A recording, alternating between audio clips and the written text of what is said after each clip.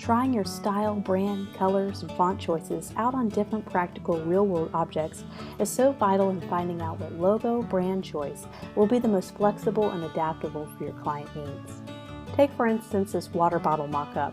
I was able to take the watercolor background that I created in Procreate and kind of integrate that within the branding process to create some really neat background textures. So just being able to apply the logo and finding out that maybe a plain background wasn't working and needed some sort of texture, and that's kind of where this iteration of the logo came from and kind of a more finished texture pattern came from.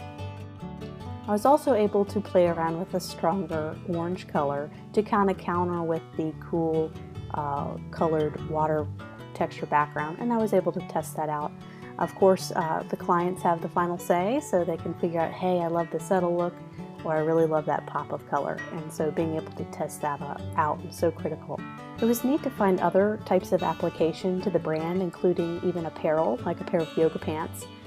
Because when a client sees that, they can see that the brand that you're developing can be versatile and applicable to many different items.